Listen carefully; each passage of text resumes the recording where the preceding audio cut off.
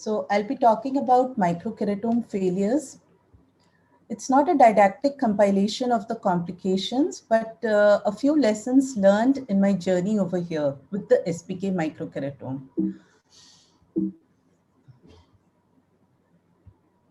So our center started with the refractive services in 2010. I joined the center in 2012, and as of date, we've done close to 15,000 eyes.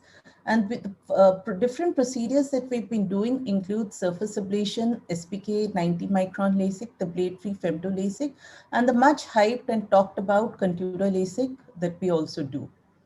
So armamentarium includes the Alligator Wavelight EX500, and we use for our blade procedures the SPK microkeratome 90 and the 130 head. For bladeless LASIK, we were using Z6, but off late we are now using the AMO Intralase.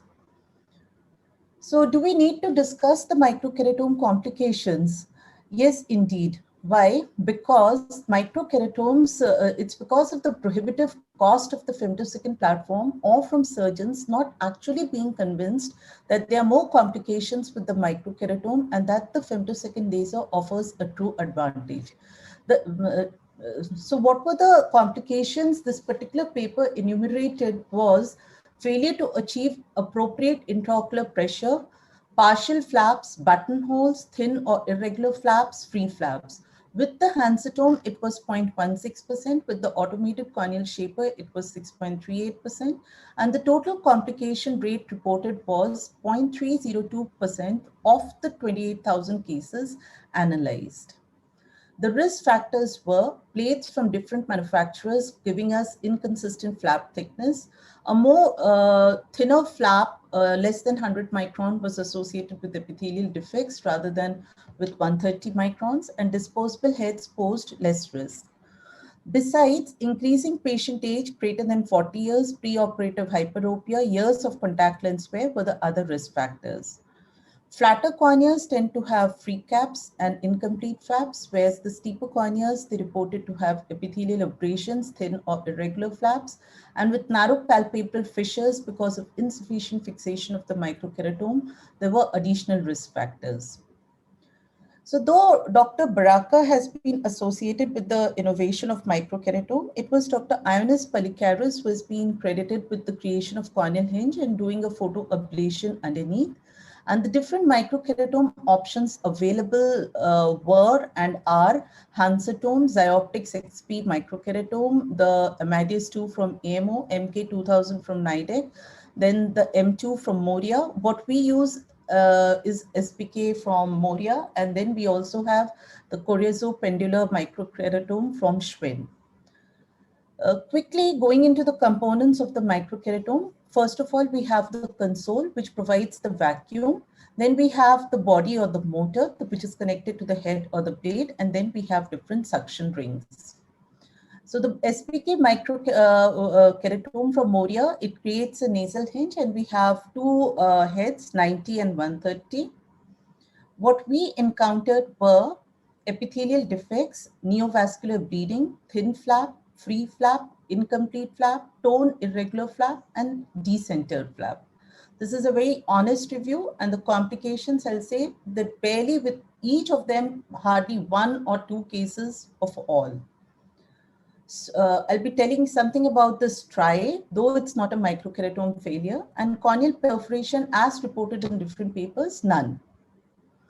So coming on to the first lesson, that's of an epithelial complication. This was a 27-year male with a refractive error of -6.25 and -0.75 in the right eye and -5.5 and -0.75 in this in the left eye, with a steep K values, 46, 47 in the right and 46, 47 in the left eye.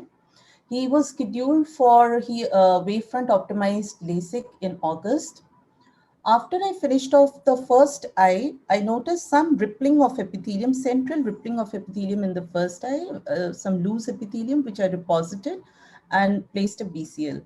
In the second eye, again, prior to start of surgery, I noticed some loose epithelium, sort of loose epithelium, but that didn't deter me. I went ahead with the surgery.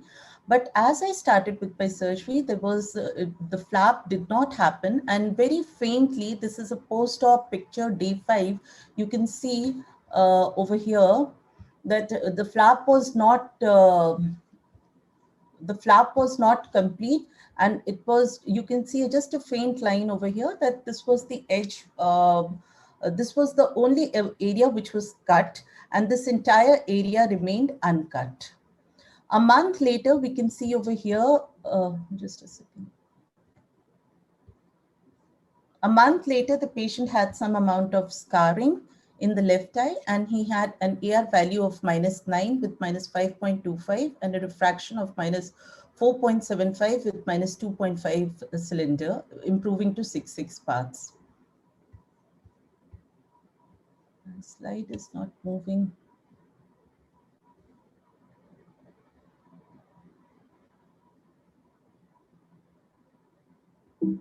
My slide is not moving.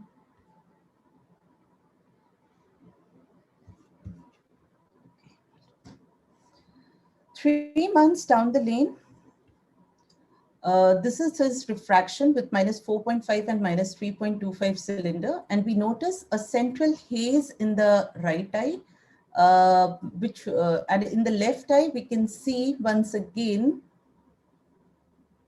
the edge of the previous flap, which was like this, and the remaining rest of the area, which was not cut.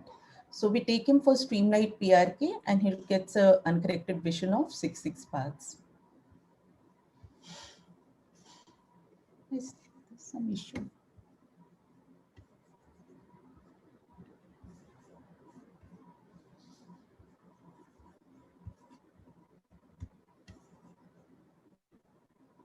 So epithelial complications during the MK pass, the epithelial layer may shift. Intraoperative epithelial defects, they prolong visual recovery.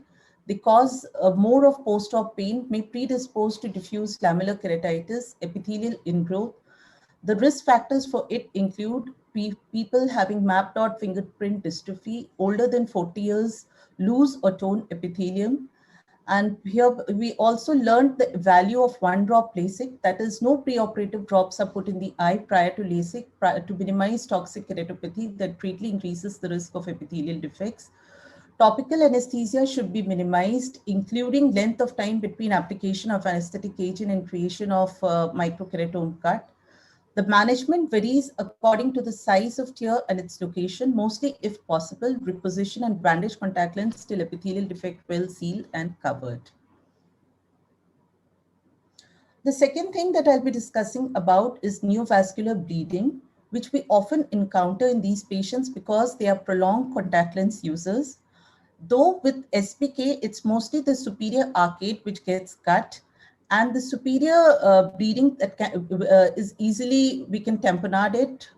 So microkeratome cutting to vessels in superior or inferior panels, particularly if neovascularization following contact lens wear. In such a scenario, the flap is not to be lifted immediately. We take a dry Merocel sponge, position it carefully to absorb the blood, or we can leave the suction ring in place with downward pressure, tamponading the bleeding vessels. The blood should not be allowed to accumulate on the bed because of the possibility of differential hydration of the stromal bed that may result in differential ablation depths. The flap is repositioned after ablation, irrigation performed, followed by expression of fluid out from the interface. The next most important thing is the free flap, because this is what sometimes with SPK, a lot of people do encounter. Now, this particular 18-year male with a refractive error, which is getting with a refractive error of -0.25 and -2.5 in the right eye, his keratometry values were 40 and 42, and the corneal size that we see over here was 12.9. In this particular case, I chose to take an SPK ring of 0 with 8, and there I land with a free flap in this patient. So in the other eye, it was modified, and we took ring 1 with 7.5, which was okay. So when the microkeratome does not stop to create a hinge but continues across the cornea, severing the flap from the bed, then we land with a free flap. Mostly earlier it was reported with flat corneas, but now with steep cornea too, with SPK, because of wrong selection of the ring and stop and the corneal diameter, we can land in free flap. Also, if it's a very thin flap due to inadequate pressure, the flap would be smaller, more central in cornea with an irregular edge.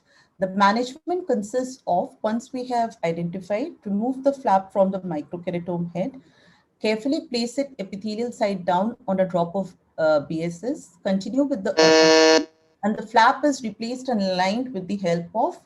I'll quickly go to the next incomplete pass. Again, sir, do I have time? Can I just do 3 slides? You can continue for a couple of minutes, 2 more Yes, minutes. yes, sir. Yes, sir. So incomplete pass, this was a LASIK aborted elsewhere. We can see the flap edge over here. It's a funnel-shaped flap, the hinge stopping in between, midway. So for this, again, we did a surface ablation. So incomplete pass mostly happens due to mechanical interference by lid speculum drapes, improper assembly of cleaning, and more than tolerable friction in the pass of microkeratome through the suction ring stops. If the edge of the planned ablation is near the edge of planned ablation, the hinge is protected and continue. But if it stops midway, then we stop it and plan the procedure again. With thin flaps and buttonholes, I leave this, but I'll just come to a lack of time. I'll just come to my last uh, photograph that I wanted to share, because this flap striae, Dr. Piyush has already referred. I'll just bring your, I'd like to talk about these micro striae. There was a patient post-op who was unhappy with his vision, and even on retro illumination, or we could not capture the microstriae. But this was a picture that I captured on my automated refractometer, where we can see these fine microstriae, and we can see that his refraction, he had no refraction. I mean, there was no AR values. This patient was taken up for flap wash, and this is how the AR looked later on. So here I'll just tell about the tenting effect of corneal flap over ablated stromal bed, commonly after large ablations. And I particularly feel that if it's a thin flap and if we are doing a large ablation, the tenting effect happens more, and we tend to see more of these microstriae. So I'll end over here, because I just thought, since we were enumerating the complications, issues with the microkeratome, and the issues are practically none, but these were some of the interesting things that actually came in my mind. So I just thought of putting up this line. So with this, I end. Thank you, sir.